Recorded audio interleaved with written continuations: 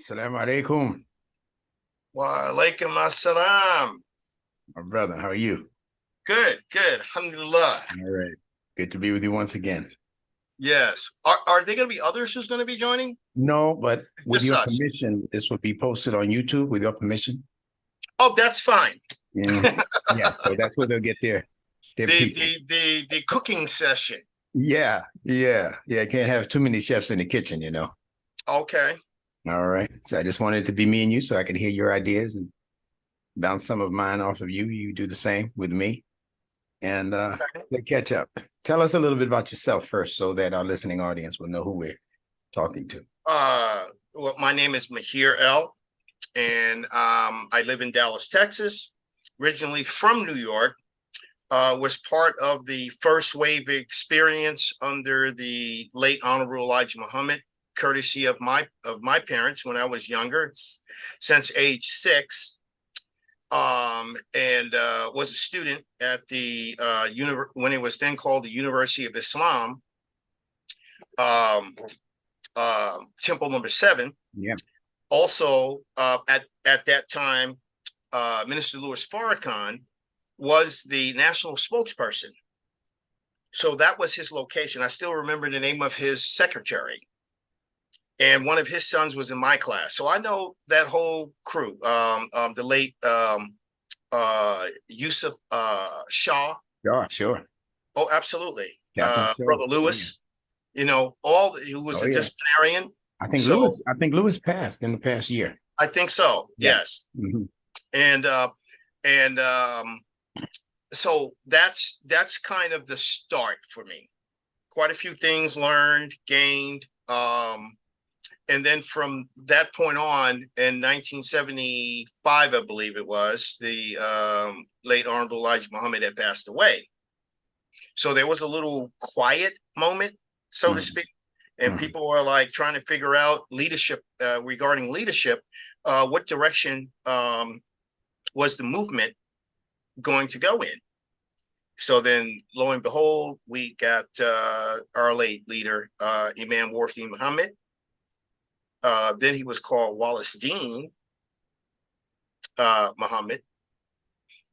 And a few years passed, and I graduated high school, regular high school, because the University of Islam was at that point no more, so to speak. And so then we were then called Bilalian Muslims. And so I continued to read the newspapers and the things that was being published at that time. Mm-hmm. So in Germany, myself and some other brothers, this is when I was an enlisted man, back in 1979, we were ordering our newspapers, and we were having Juma and as such. And we still didn't have, of all of the branches that had chaplains, we still had to do everything ourselves. So, commanders were a bit lenient. They didn't mess with us or try to prevent us from what we understood was our religious obligations, duties, and rights at that time. And then I left Germany. I spent 3 years there. So transferred from Germany, came back stateside, got out when my first part of my active duty contract was completed, and then joined the New York Army National Guard. And you're out in Long Island, so where you are, well, it's a little further out. I forget the name of the point it's at, but part of the 42nd Infantry Division, they have New York Army National Guard. They have the Aviation Brigade out there. Mm-hmm. So those are the guys who wear the rainbow. Okay, so in the city, I wore the rainbow. I was with the 102nd Combat Engineer Battalion. Got while in the National Guard, working at the same time of going to college, I signed up for the Army ROTC program and got commissioned as a second lieutenant, and then went back in and was accepted into the Army Corps of Engineers. So that's how I got the combat engineers thing. Before that, as an enlisted man, I was trained in quartermaster, which is logistics. So after, and as things went on, I began learning, as we were discussing in last night, about the languages and things like that. I've always had a knack for languages. So at some point, the Army was trying to get me interested in becoming a linguist, because I took the Head Start program that they give all service members upon entering any country, German. So in the case I was in German. And then I enjoyed it so much, I began to take intermediate courses in German. And I was actually using it out whenever I'd leave the base and go someplace. Signed up with what they call the host program, Host in American. So these are German citizens who would, get our name and, okay, well, Mahir, no problem. My name is Franz, and as such, and every alternating weekend, they would come to the base and pick me up. And I'd go to town. They took me, showed me the sights and all of that. So overall, it was a good experience. Met plenty of Muslims there, just out and about. A lot from Ghana, some from Nigeria. So these are folks who were working for the U.S. government at the what they call the depot, various logistics and all that sort of stuff. I befriended some of these people, and then got turned on to culture from where they were from. So this is how I got into, in my experience with African jazz and such. Okay, now let's really fast forward. While in college, I went ahead, because the college offered it, was modern classical Arabic. That's how it was listed. And the professor who taught it, Sister Anawan Zawawi, I believe that's her name. My memory serves me correct. It's been a minute. She also taught Swahili, and she was from Tanzania. So I took a year of intermediate Arabic as well as advanced Arabic the following year. And I took it again because the college offered it. It was, those credits could not be applied to my degree. That was not one of the accepted electives. Okay, right. Unless I was a liberal arts major, and I was not. While taking Arabia is when my eyes began to open and appreciate the science of the language. It wasn't the science in the form of numetics, but nonetheless, it broadened my scope of understanding. And in case you don't know this, we in English, we say German, but in the actual language, they don't call themselves German. They say Deutsch. Yes. And in Holland, which is a cousin to Deutsch, is Duitje. Okay. So just want to make sure the listening audience understands that part. Okay. Yes. In Arabia, they're not called any of those names. Almania. So, and Almania is not a new made-up name. So, and so in Old Hebrew is Almon.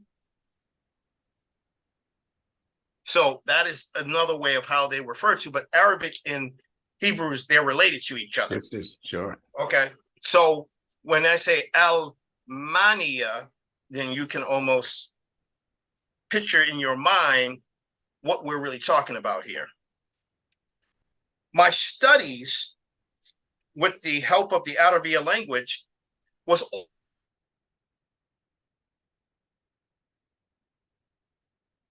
your picture froze. Your picture froze. Repeat what you just said, because you froze. Okay. I was saying, as a result of studying Arabia, having it in college, my studies of the Quran and everything began to accelerate. Yeah. Okay. I still hadn't gotten involved in Hebrew yet, but that was up and coming. So speaking with a brother who was a member of the Ethiopian Commandment Keeper Synagogue, he is from Ethiopia, Falasha, living in New York. The brother says to me, he's saying whenever I would talk to him about something from Quran, he was able to understand what I was saying. He just never personally had a Quran of his own. So I got him one. So I got him a Quran.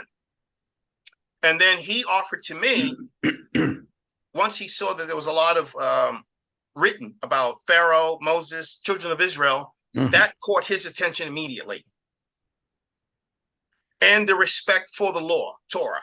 So in Arabic, al-Torah, instructions. That's really what the word means, instruction, the instructions. So he asked me, why guess about the Old Testament? Because we were having conversations about it. And I had never touched it, picked up one, never. He said, why don't you start off right?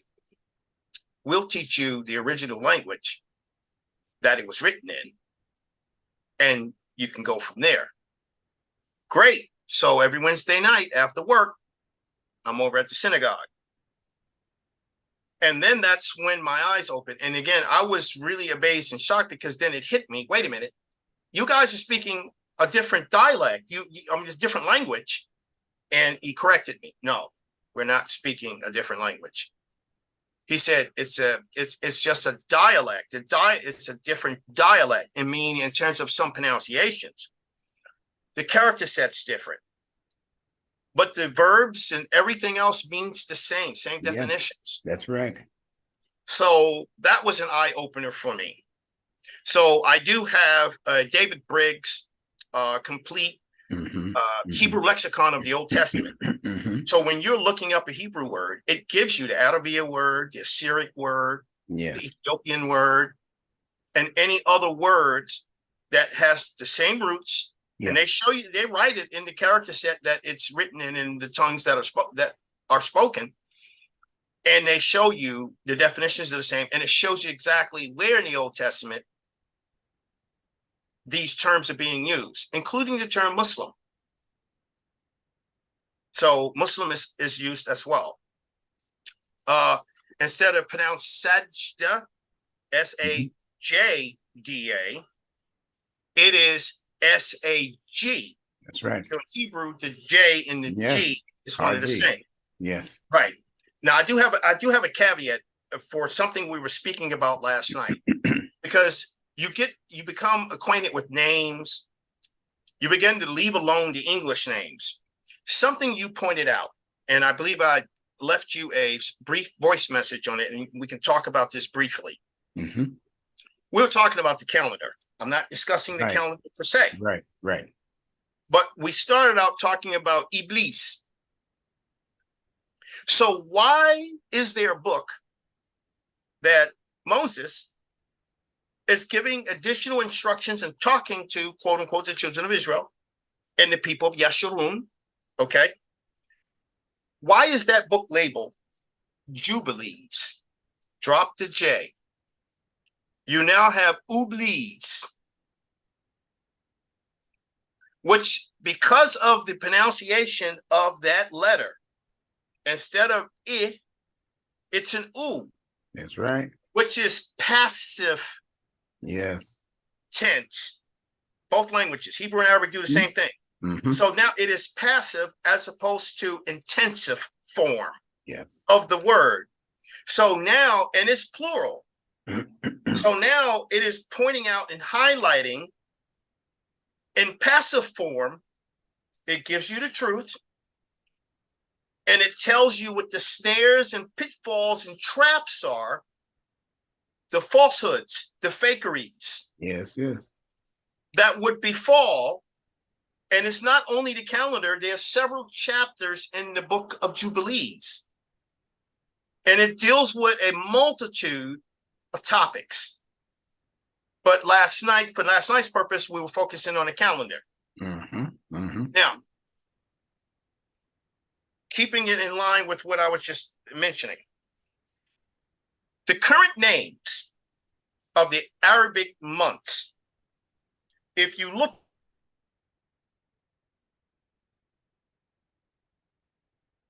okay, this is not a book that is written by non-Muslims. This book is not written by, can you see it? No, it's a little faded. Yeah, there you go, right there. The Concise Encyclopedia of Islam. Yes. Gotcha. Okay, so this is put together. It's a small a version of the larger form. There's two things when you're looking up in this book.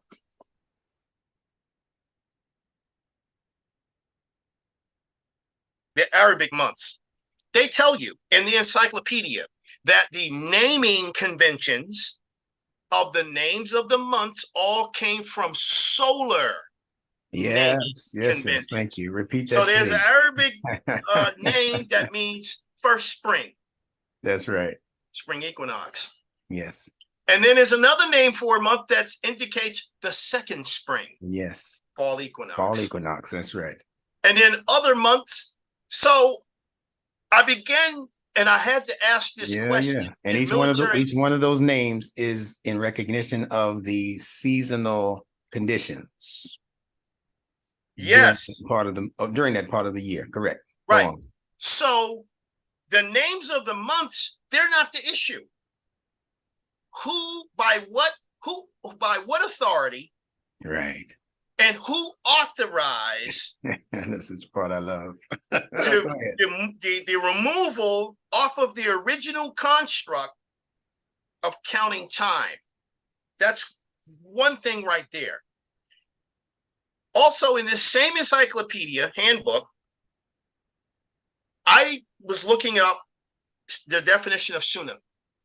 Mm-hmm. Okay, fine, no problem. If you're in the index of a Quran that has been translated, why aren't there any references in the index back there in the back if you just want to look up sunnah? But go to the encyclopedia, and while looking at the definition of sunnah, it states this. They put Surah 24, one of the ayats up there. I think it's 24 and 4. Mm-hmm.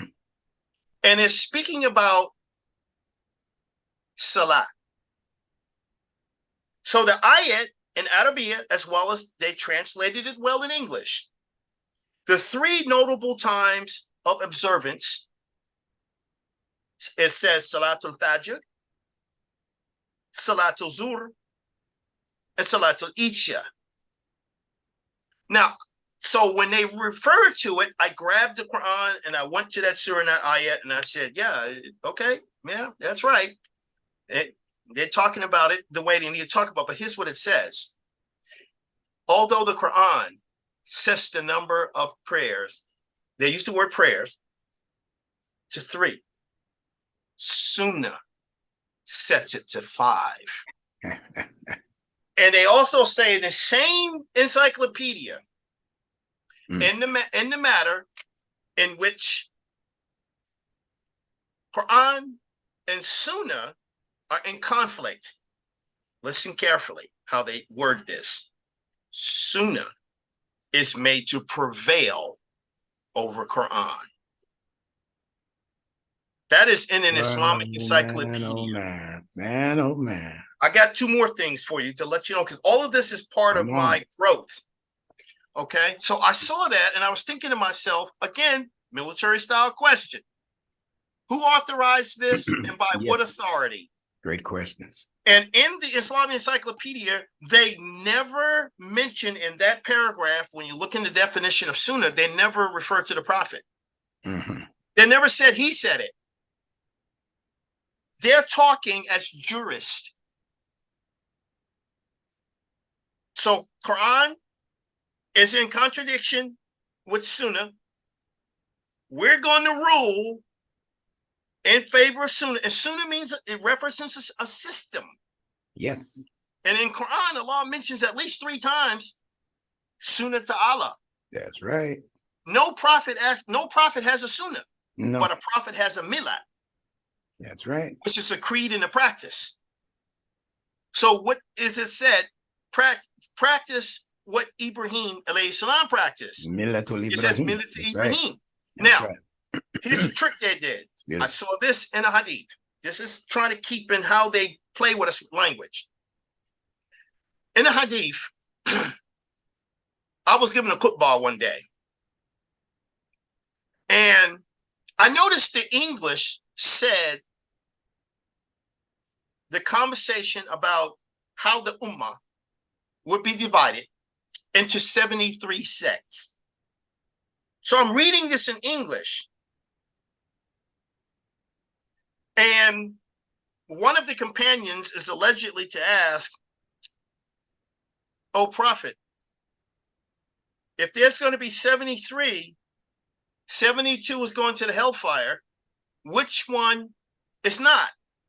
So in the English, they say the ones who keep and practice his sunnah. That's what they said in English. Mhm. But even that hadith writing, which has the Arabiya right there, Yes. the word sunnah is never used. Yes. So it's like Wonderful discovery. Thalatha Saba'in, Mhm, mhm, 73 mhm. milatan. That's right. And of the 73, its name, Wasabain, is going to the bad place. All except the one who practices his milata. There you go.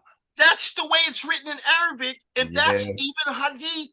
Yes. But And in the English, they that is translated not it. what's printed. Oh, you got them. You pin them down, man. So the problem, and I started to observe this with the problem, the laziness and the callousness that has developed as a result of the people who already claim that they speak the language. Yes. So they are subject to say anything to you on face value, and because they're speaking the language without thinking twice, We assume you will innocently get taken in by everything that they're saying. That's right. So, man, oh man. Now, I got to get the next level of this now. Go ahead. Build this. Build it. And the Yusuf Ali, before you read Surah 57, Brother Majun, Imam Majun here in Dallas, he drew my attention to this. He said, "Mahir, have you ever read the introduction to Surah 57? I said, "No, I don't really bother reading the introductions." Right. He said, you really need to read the introduction. So he has his with him. He turns, he starts reading the introduction. They told you that the original order that the prophet received the revelation in, the order it is in now, is not the order he received it in. That's correct. Now, I also have Sher Ali. And in here, they word it this way, which is in the tafsir, but not the intro, but in the tafsir, they explain it this way. This ties into a group last night, Aslam, one of the 5 Arab tribes that went against those who were considered Sahaba and the whole rest of the good folks. Do you know that they're responsible for having put to death or causing the death of those they said who became apostates? So when I'm looking at the names of who they said became apostates, these people were staunch in the corner. They were in the corner of the prophet. So they would have never left their principles. So someone had to bump them off.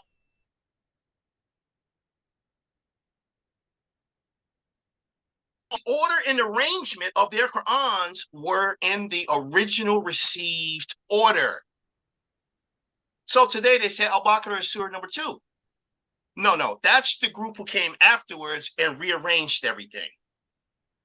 So Al-Baqarah used to be surah either 87 or 88. So I actually have a list doing my research that I have with the order. And now when you read it in the order it was received in, it's like watching a movie.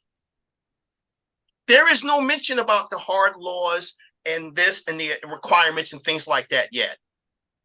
The first part of the majority of the surahs is the personal, individual family, and community development and get your mind right. When you read it, it's like watching a movie. Yes, sir. Yes, sir. So now they tell you you're going to read a Fatiha and you jump straight into a mega monster size laws and commandments. You jump right into Al-Baqarah. Here's what we want you to do. Yes.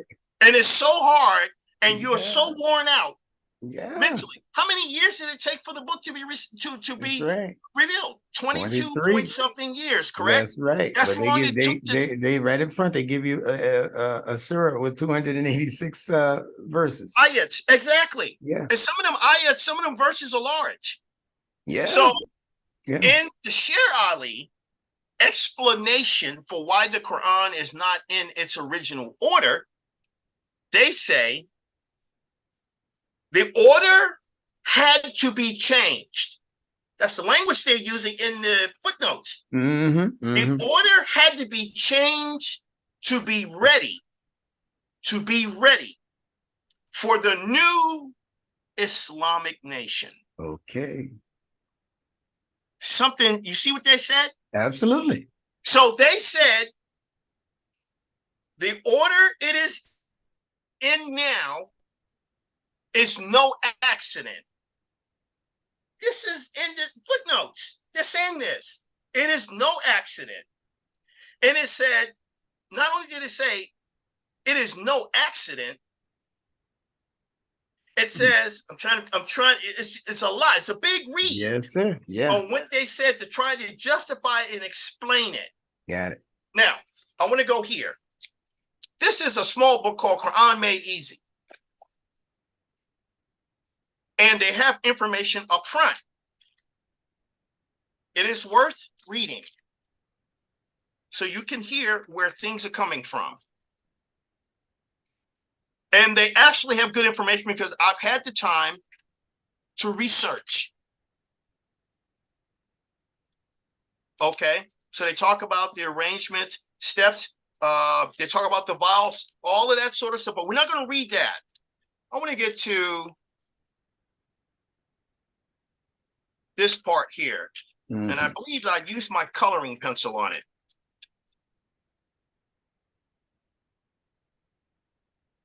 Because in here, okay, so they have a dictionary.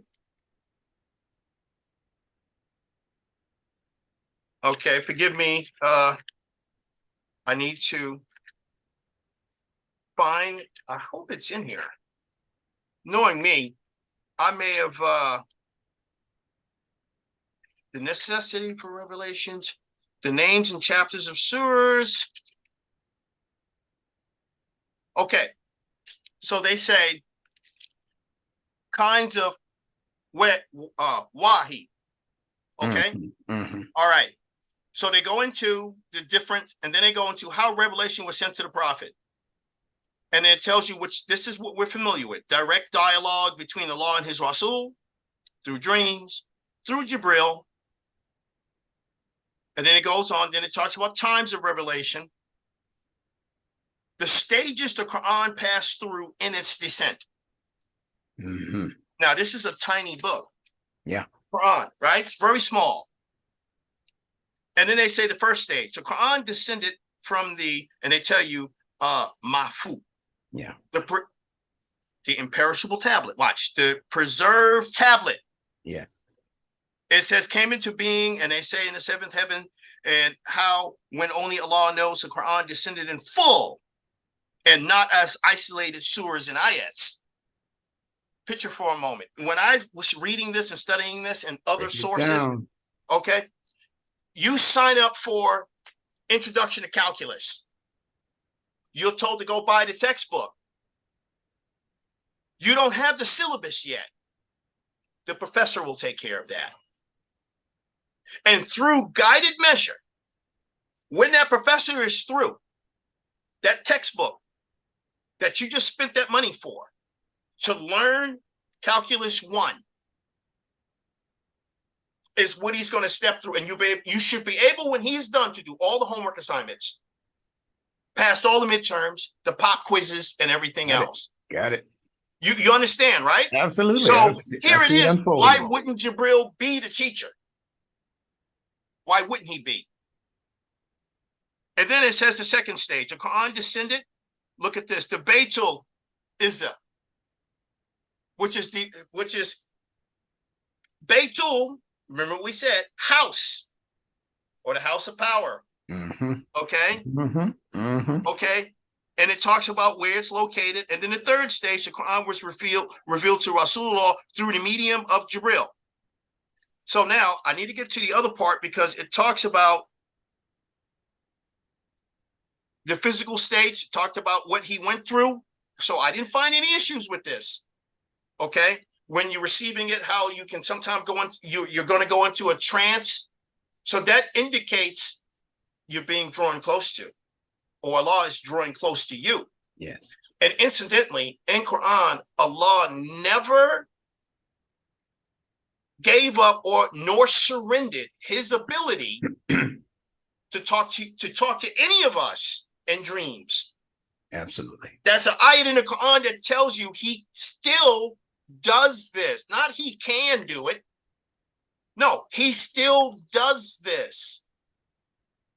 And then he can tie a rope on and draw himself closer to you. So it was only those in the wilderness who told Moses, you talk to him. You talk to him. We don't want to hear the voice of him because it scares us and we think that we might die. And the Quran, it says, with the thundering and as such, and the vibration going forward. Yeah, for fear of death. This, and he said they thought as though the sky was going to fall down on them. Yes. Okay, so that's your shakers and your fakers. Yeah. Because they can't handle that. Not everyone was like that. Okay, so, and it gives you, listen, it gives you good names. And as such, and now here's a part I wanted to go to. The preservation of the Quran. Yeah. It says, in the first place, it is necessary to know that the Quran is written in Arabic. Why? And it goes into why was Arabic chosen as the language of the book revealed to the Rasulullah. And it goes on, but I want to get to the part where it says,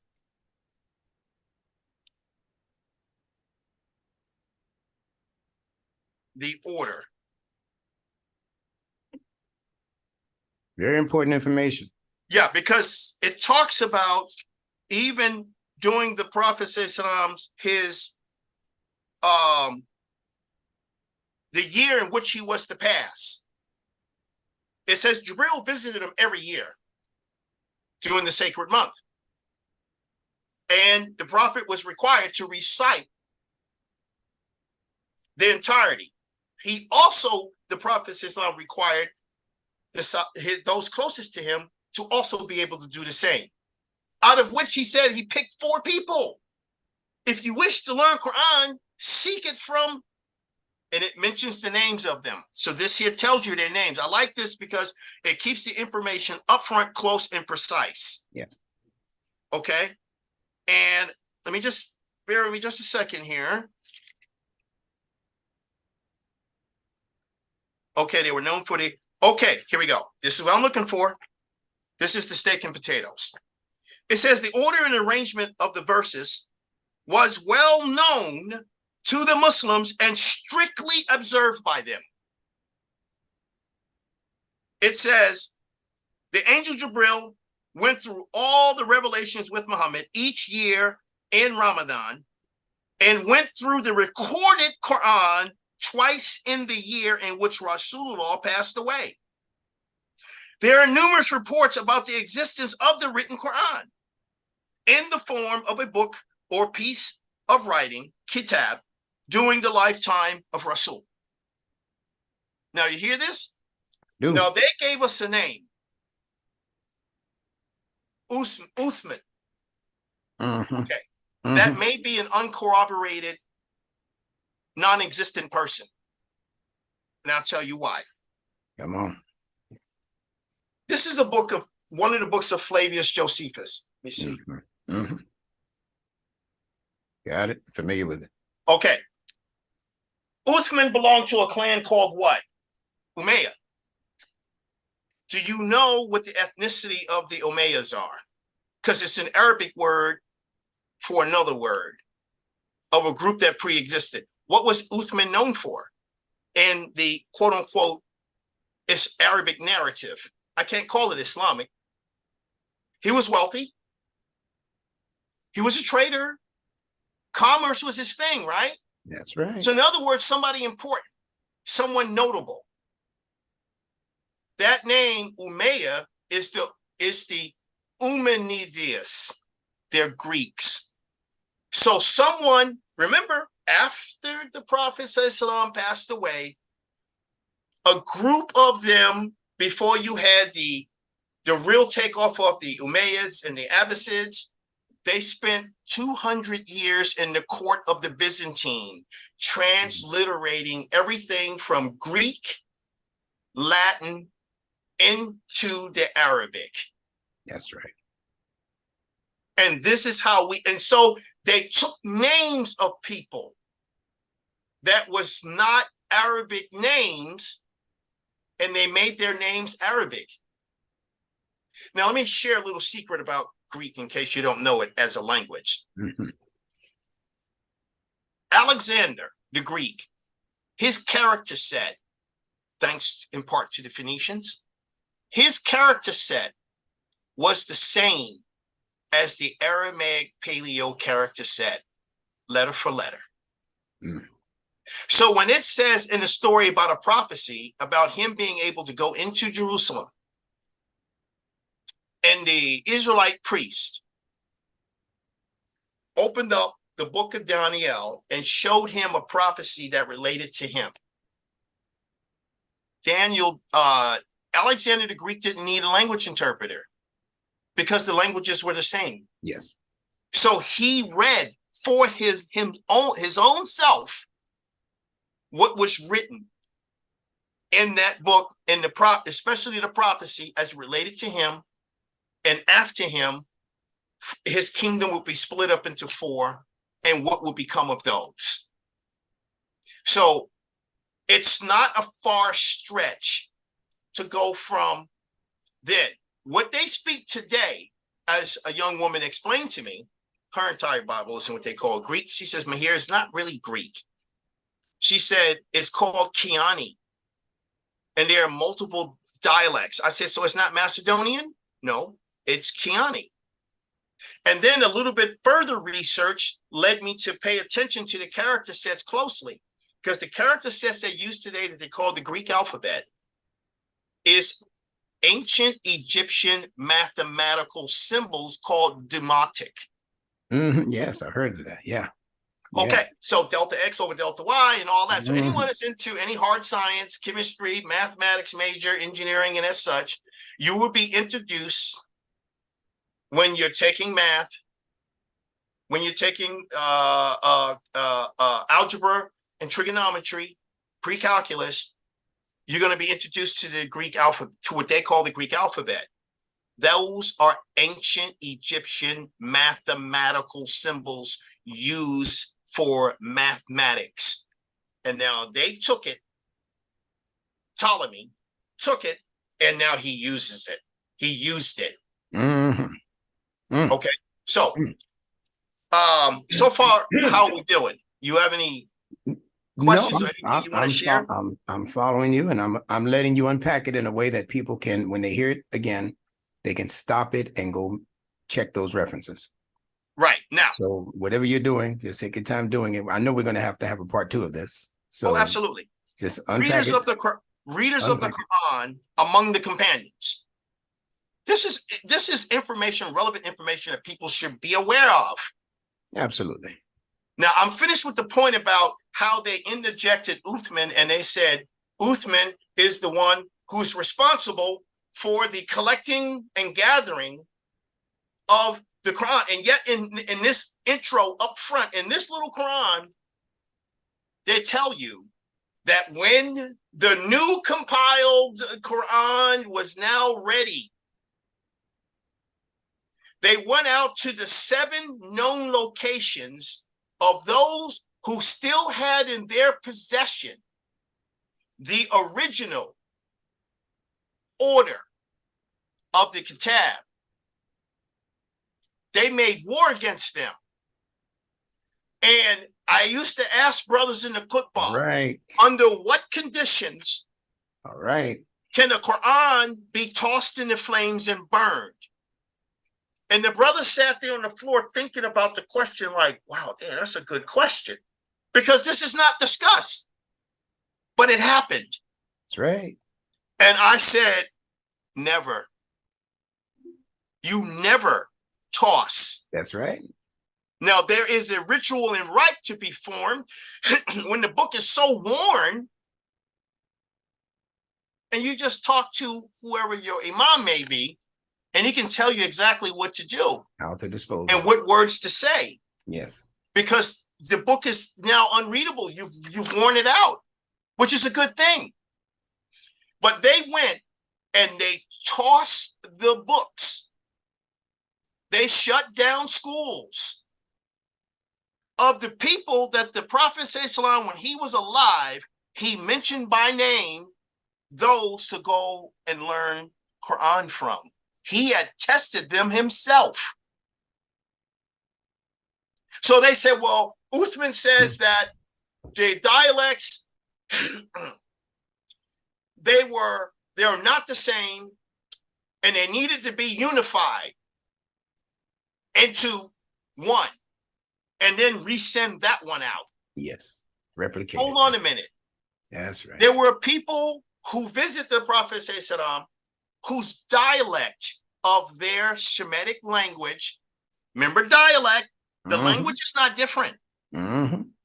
So if you were having a hard time trying to understand how someone pronounced the word because you didn't recognize how they said it, you used to say to them, write it down. Yes.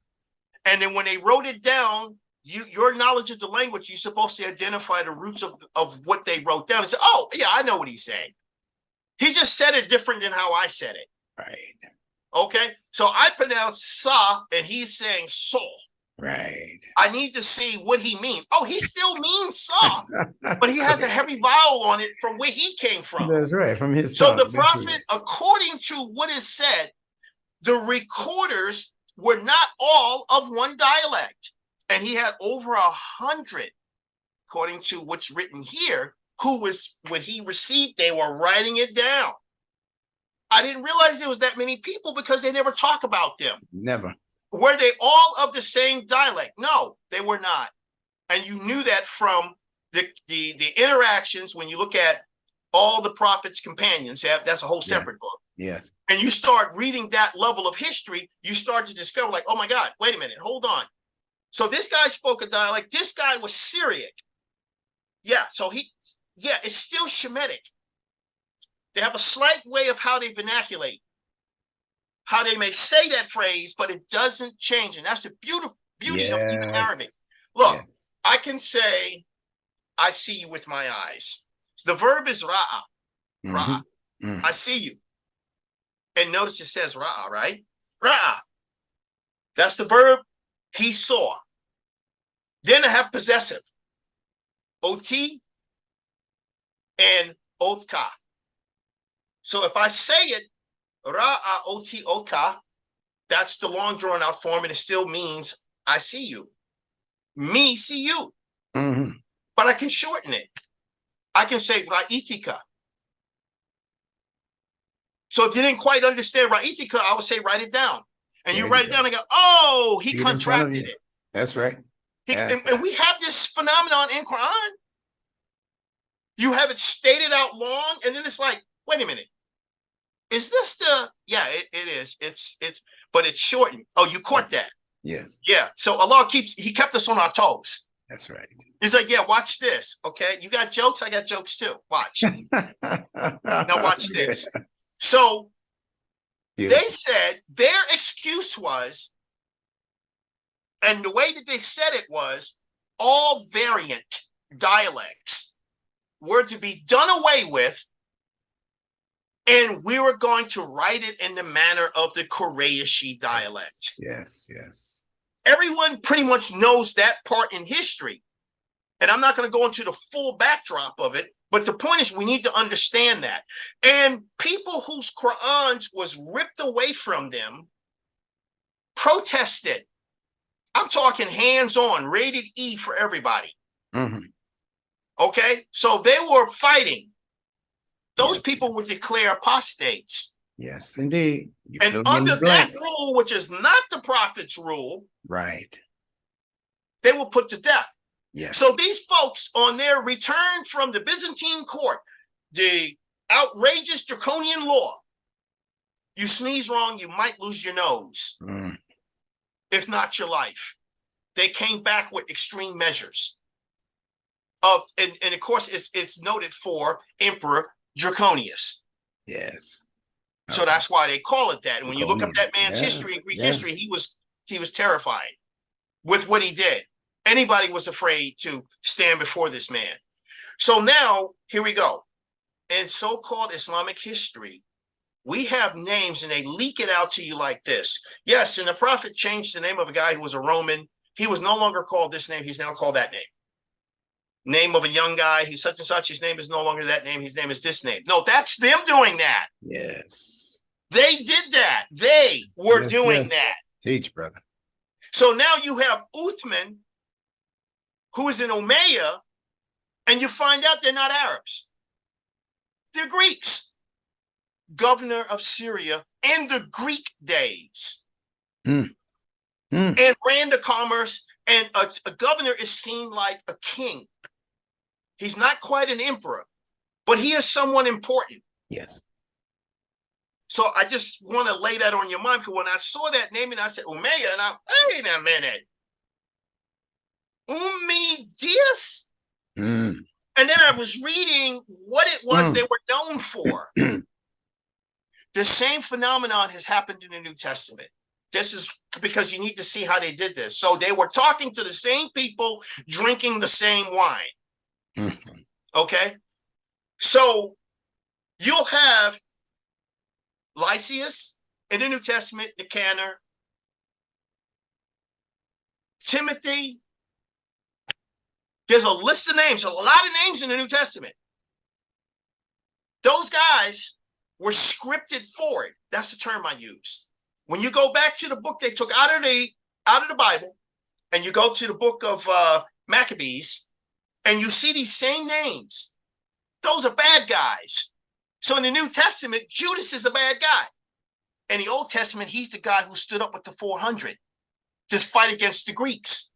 And Timothy is Timotheus in the book of Maccabees. So now they're trying to play the English switch out and the trickery on you.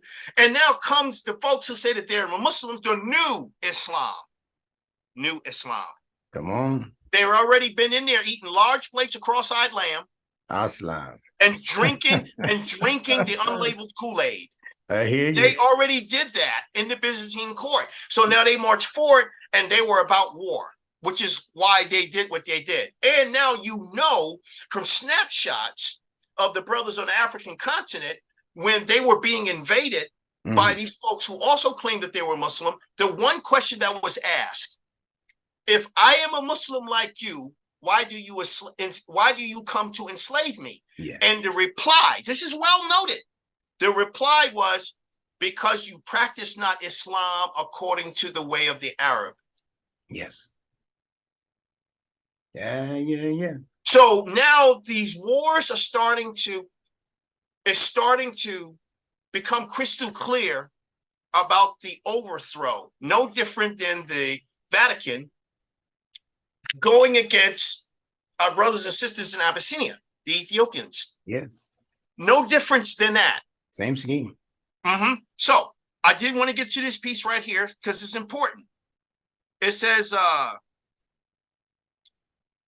well-known persons who memorized the revelation among them were Abu Bakr, we know that, Umar, Ali, Ibn Masud, and then they put here Abu Hurairah, Abdullah, but let's get to who the prophet said go learn from. From among them, the Nabi himself recommended 4 persons, especially according to the narrations of Masruq. Here's our word again, right? Mhm. And he says, Abdullah bin Amr mentioned Abdullah bin Masud and said, I shall forever love thee, that the man. Okay, so I'm gonna skip all that. I just want to get to the 4. Yeah. Okay, so he says, take and learn the Quran from 4. Abdullah bin Masud, Salim, Mu'ad, Ubay bin Ka'ab. These are the 4. And then they cite where in Bukhari it is supposed to say that. So now you got the 4. These other cats show up later, and all of that's out the window. Hey guys, we're doing a new thing. So they reshape the book. Like I tell people, if you read it in the order, and the order is not a secret, the original order. No, I haven't. It's not a secret. That's right. This is now the norm of the order it's in. And of course, they still have commentary to back up why it's in this order. To say, now we needed a Quran, and the Quran was now compiled. They didn't say recompiled. The Quran was now compiled, and it was now made ready for the new Islamic nation and to take it out and go abroad to the other lands of those who had not yet met the prophet, that they didn't know who he was. So now they come out with a new product. Yes. Newly christened. Yeah, and that they did. So they talk about all of this. They talk about when they was crafting the new compilation. And this is right now, they're losing a fight today against the team that's in Oxford University. They're whipping the pants off of them because now they're saying, where's all the grave sites of the original companions? How come we can't find them? Where are the artifacts? Yes. And the only coins that we're finding with the names of these guys that you said was this guy's a big time imam. We flipped the coin over and he's got a Catholic cross in the back of the coin. Yes. Who is this guy? And here's the latest one. They didn't get a Quran until the French brought it in the early 1900s. Yeah. They say they did not have Islam in the Middle East until the French walked in the door. That's right. In the early 1900s. So what were these people doing? And I'll share this with you. I have 2 types of Arabic Qurans here in this house. 31 has been found, which proves something took place. And you went from the sources to now. You have Al-Buzi. That's what you find in Sudan. You have another version that's in Yemen. I have Al-Wadash. There is no English in this Quran. That's right. And these guys, these researchers at Oxford University has made it quite clear. They said, when you can put all the 31 books together that they know about, that folks who have given them their Qurans, these Qurans are not in a museum. These are being used today, right now. You can order them. I ordered Al-Wadash from off of Amazon. Yeah. And if I wanted 28 other Arabic variations, they let me know how long it was going to take, but it would have come from a bookstore out of Lebanon. That's exactly what they told me. So now I get the chance to open Hafs, yes, which is the one that is sold. You can get them from Barnes and Noble. They give it away for free. Yeah, yeah. And I have Al-Wadash. And I'm sitting there reading. He said between the 31, there are 90,000 differences noted. Yes. You see it written the same way, but with the introduction of the vowels and as such, it does alter the meaning of the word. Absolutely. So instead of saying we said, and one of the other versions says he said. And with respect to the pronunciation of the words, and you know, we can't get away from this part of it. We're not to confuse recitation of how they're telling you doing this month, they're reciting Quran. This guy's a great reciter. You say, okay, what surah is that? And you go to the surah, you listen and say, okay, well, wait a minute. Did he skip over a word? Well, why is he? Because what they're doing is on the high end, it's metaphysical, metaspiritual, word replacement. So they tell you the recital formula and how they're doing it is allowed. Yeah, but what you just recited, right? That's not, I can't read that here. Wait, where is that at? I mean, I followed you with a few words. You did that. Right. The opening, Bismillah ar-Rahman ar-Rahim. Okay, I got that. And then you said some more words. I had my finger, I was following, and I'm going, okay, what happened to that word? And what happened to this word and that word? And then they're trying to explain, this is why you need to sit at the feet of a scholar. So that they can teach you about the science of the Quran, not Allah's science given in the Quran, right? No, but the science. So Allah demonstrates to us that 1 + 1 is 2. When these guys are done with you, you will end up with a severe case of cognitive distortion. You're looking at the answer is 2 for 1 + 1. Axiom plus this axiom is equal to 2. And here's the result. Yes, this mathematical law was laid out a long time ago. The law of addition. We know about this. Yeah.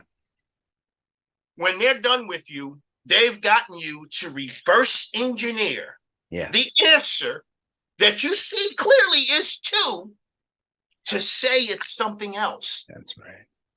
That's what they call in the mental health field cognitive distortion. Yes. So now you're manipulated on another level entirely to call that something that it is not. What it is not. That's all part of the matrix. Yeah. So the whole scene in the Matrix, wasn't it? While he was eating correct. steak. Right. Now I want to share this with you, and I chose to save this part to the end. Okay. Okay. So back in New York City, before I moved to Dallas, I had some visions. I had some visions that were shown to me. And I had some visions that people had told to me, elder women from the Cherokee community mostly, who shared with me that they had about me, including one of my army buddies, real good army brother Umar. We were stationed in Arabia doing under Bush Senior, and he was a medic. So you know how you're saying if they can't make the cut in terms of how you were discussing last night and the minds being locked. And I saw one of the commentaries on the video from last night, and someone was making a point. And I know who that individual is because he used to live here before he moved to Atlanta. So I know who he is, right? He's originally from NYC. So I do know who he is. They used to wait. And before I started having these visions, they used to wait until it's Ramadan to have this tag team wrestling, verbal throwdown, smackdown. And I was then pointing to things in the Quran. I said, but Allah says right here, this, that, and the other. And I was being told that, well, Satan had my mind. I said, for saying what's in the book? I'm pointing to what's in the book. It says this right here. And you're telling me all this other stuff, but this. And I want to talk about right here what this is in the book. What is this? How is it? How come we're not doing this? Right. Okay, so that didn't wash over too well. And they used to pick Ramadan to do this, right? When you're supposed to be quote unquote peaceful. Yes. And you're supposed to say, I'm fasting. Okay, so I knew to say all of those expressions. Well, hey, bro, what is this? So that's when the Ethiopian brother became very concerned because he would be hanging out with me quite a lot of the times. And we've got the Quran and I'm upstairs and he's pulling out the Old Testament and he's sharing things with me. So then he was witnessing this world of ignorance passing off as Islam. And he said, brother, I'm really concerned for you. I said, what do you mean by that? And I'm looking at him. His name is Nathaniel. And I said, why, I wanted to know where it was coming from. What do you mean you're concerned for me? He said, I just witnessed how what you've been sharing with me upstairs when we're sitting down, just taking it easy and reading, and I'm able to follow. Right. He said, these guys are already supposed to be practitioners, and they're giving you the most difficult way to go. He says, and I suspect that they will harm you. He says, because I'm hearing it. I hear it.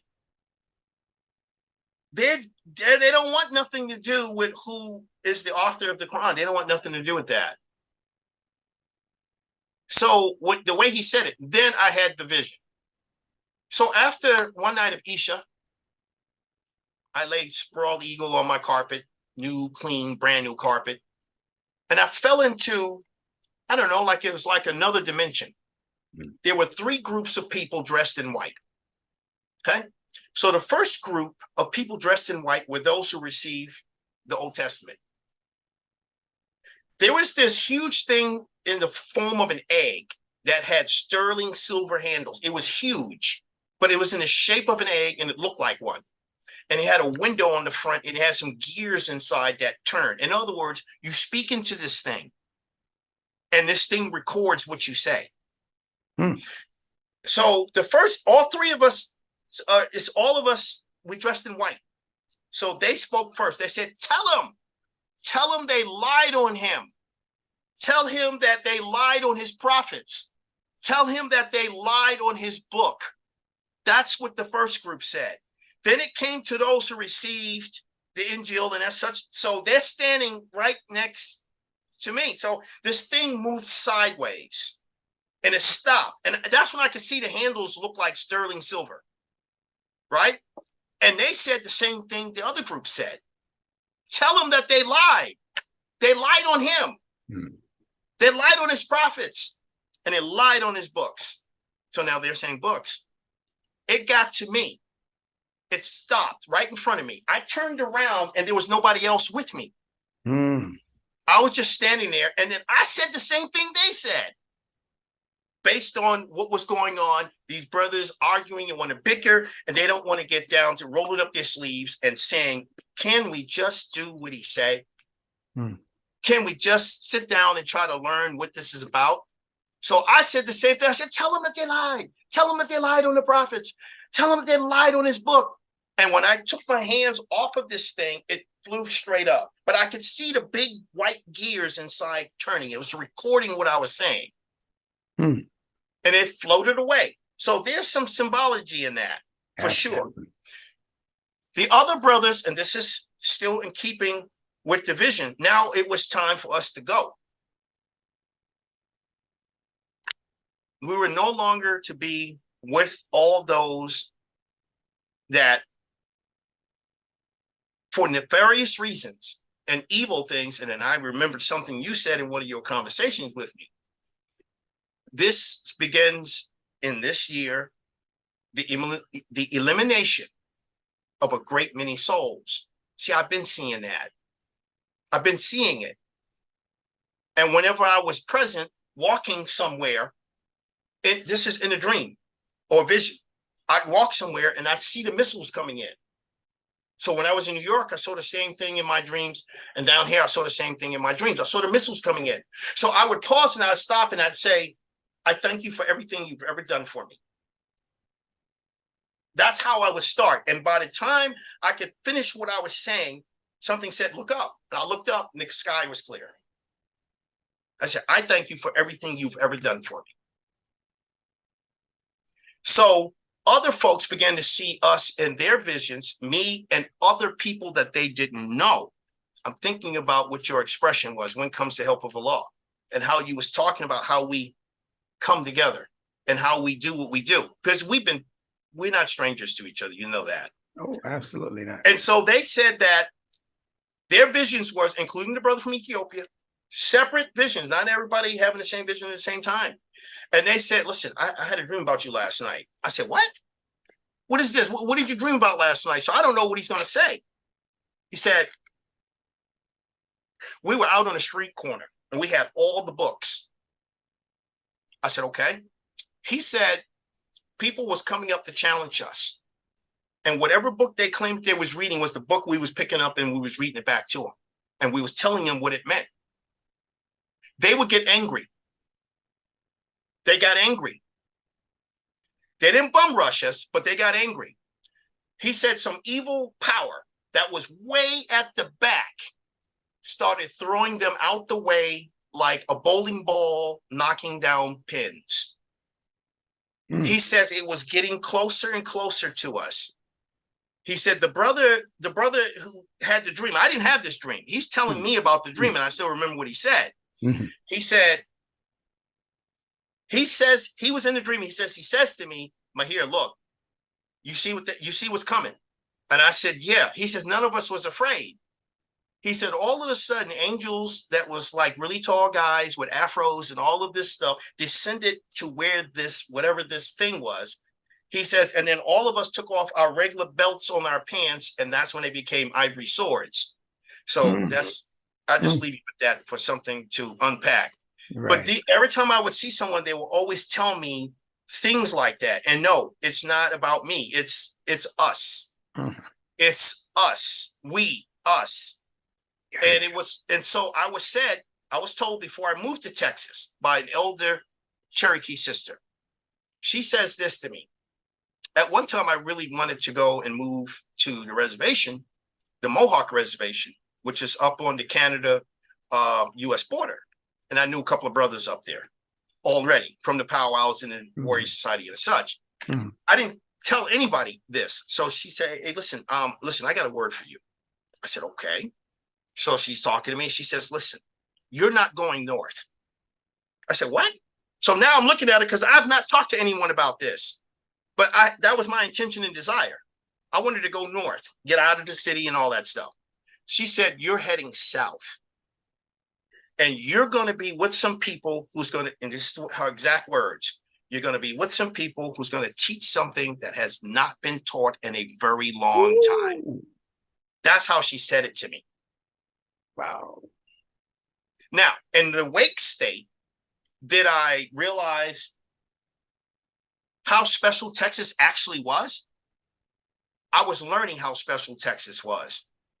So then people who knew some people back east, and mind you, I've done a lot of lectures. This is before the internet. So I've got over 200 lectures under my belt discussing various different topics and things. Nothing in the area of Nunetics. But I was getting close to, listen, folks, we need to recognize the symmetry. So, and if we can hold on to that, then other things will make sense to us. Because, you know, in the military, when they put us under stressful situations, it's chaotic, which symbolizes pieces and fragments and things all over the place. And you are allowed under a operation order to issue a frag order. Fragment.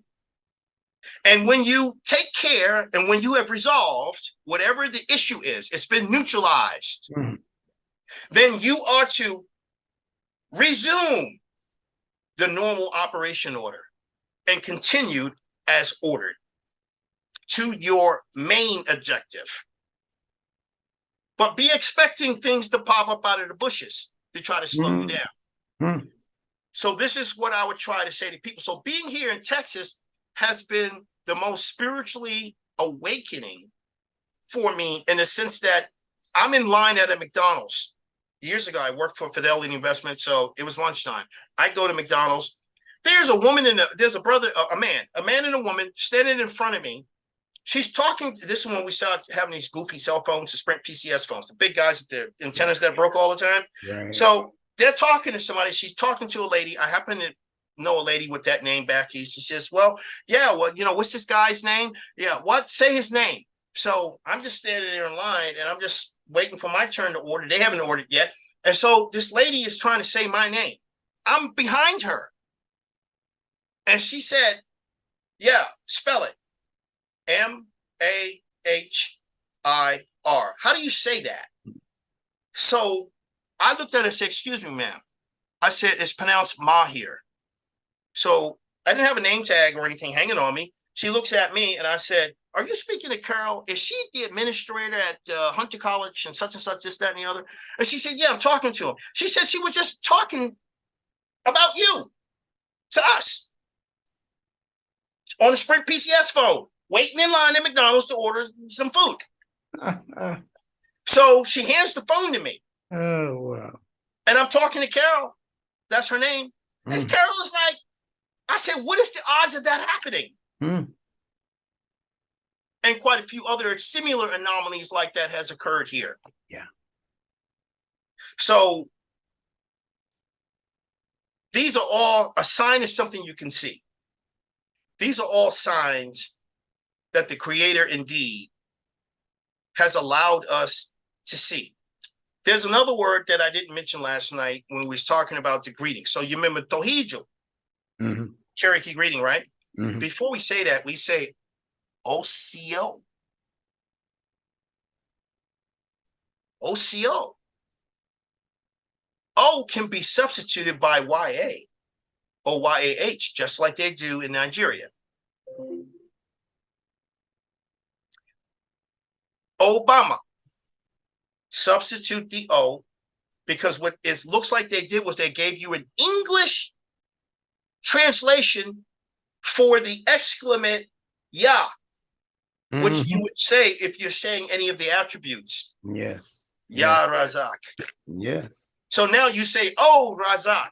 Yeah. You need to know to put it back in its proper context. So in Cherokee, Osio, Tohiju, Nehina, Tohiwu. Plural. Yeah, we good now. God's connected to us. Yeah, we good. My mind is good. Osda, or Osdada. So that's just a few words here that I just wanted to share with you, on that. There's plenty more that can be said, but I just wanted to, and I appreciate the time, and we're going to respect the time here. I appreciate the time that you've allowed me to come and share some things so people can get a feel for some of the things in the background. Yes, I speak Cherokee. I speak Choctaw. Okay. And Choctaw is still the same style and manner of speech that Moses spoke in. And I learned that here when I moved to Texas. Heard it on a Native American program. Wouldn't sign up. Somebody brown, looking just like you, bro. Yeah. Teaching the language. Yeah. And then I saw names in it like Inky. Enki, Lord of the Earth. And so after the class, I stepped to this woman. She was 80 years old at the time. And I said, excuse me, this says Inky. Right. I said, isn't this the brother of Enlil?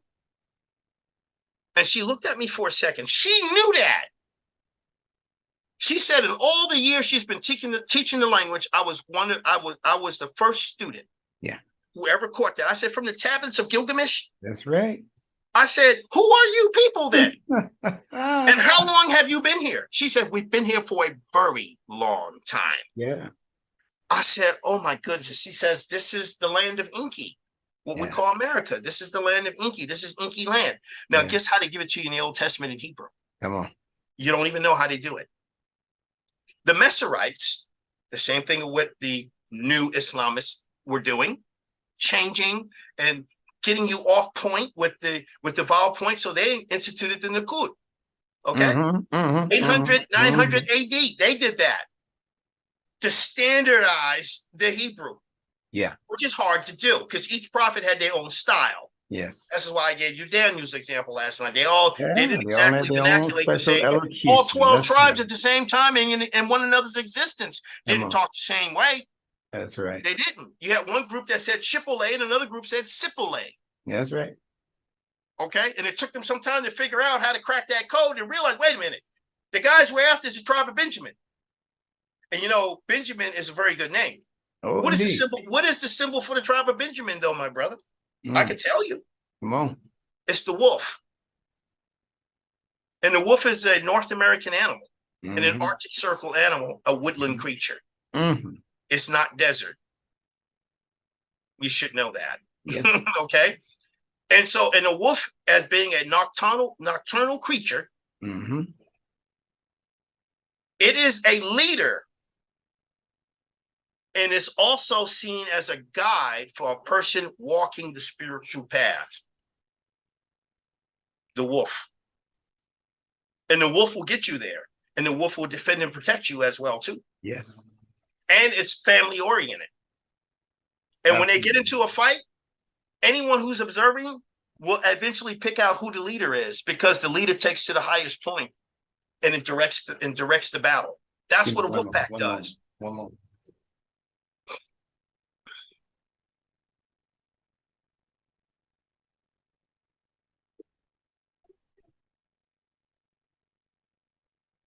All right. So I just wanted to just share the animal Well, totem I'm going to say this to of the you. wolf. As you were speaking, some things came to me, and that is that I see the Quran as a very special revelation, in that it is designed to explain what has been left unexplained, first of all, from Yes. previous scriptures, Yes. even myths, tales, narratives that have become popular in the world. And the whole thing about Enki is something that they've kept way away from the average mind, especially in this country. Right. However, a couple of things came to my mind. I had been making connections between these two, but you're putting the icing on the cake with the mentioning of Enki. Mm-hmm. And that is that in the Quran, Allah speaks about nikah. And he also talks about the leaders, the Anak. Okay, that's right. And what does it mean? All of it is consonantally connected. Go ahead. Well, let me just add one more Go ahead, my brother. flavor Go ahead. to the to the recipe. And that is the connection between now Enki, Nikah, Anak, and the Ankh. Yeah. Yeah. So which is spelled what? A-N-K-H? that's right. Same That's as right. Nikah. So Same as Nikah. A-N is supposed to be Anu. That's right. Light. Anu. That's right. And we used in that variants of it show up in Quran. Radhil Anu. Or Anu. And it's like, okay, and Anha, okay? Yeah. What are you guys saying? Yeah. Why is these two put together? Where did this come from? And it's an ancient construct. But here's how they do it to you in the Old Testament. Yeah. They tell you, I am the Lord, your God. Mm-hmm. In Exodus. That's right. But what's the word? Because the Meserites added the vowels onto it. So you don't say Enki no more. No. You say Anoki, Yes. Yehovah, Eloheka. And Yehovah is Enlil. The two of them working together. Yeah. So you have Enki, and now when going to learn Choctaw and looking at the prayer, I'm like, whoa, wait, hold up. And then that's from Exodus. Yeah. Who are you people again? And now I'm going through my Tanakh and I'm going, they're telling us in the new interpretation, this means I am the Lord thy God. That won't fit. Also, the name of the one who created everything from the beginning in Genesis 1:1 is, you don't know that one's name. The name is not given, but the attribute is mentioned. You know Al-Bari. Yes. Right? So how does it say? It says Bereshit. Bereshit Bara. That's right. In Arabic is Al-Bari. That's right. Okay. And the Elohim don't mean gods. So they say in the beginning, God created heaven. No, stop. That's not correct. That's right. That is not correct. That's not what it's saying. The one whose name you don't know originated from a source not told to us. Yes. And the direct objects, the Elohim means mighty ones, rulers, and judges. Yes. In Arabic, Elohuma. That's right. Elohim, Elohuma. Same thing. It's the same thing. That's mighty right. ones, rulers, and judges, or somebody, or the principal ones, or some kind of authority. And it says, at the direct objects, et. Yes. Is where you get the English word at from. Yeah. And they gave it to you in a movie called E.T. Yes. The extraterrestrial. And it's not even a name. That's You're pointing at it. It's called object possessive. So if you're saying E.T., then you have to ask the question, who owns the E.T.? Yes. Because you're just telling me the direct object, your sentence is not even complete. That's right. So that's how they gave it to us in the Old Testament. There's a few other anomalies here like that. So it's going to tell you how they came and rolled up their sleeves. Yeah. The Elohim rolled up their sleeves and they did the work. They created the firmament. Yeah. They did some stuff in the land. They did all of this. It's right there in Genesis. Next time we get together, we're going to unpack that first piece of Genesis.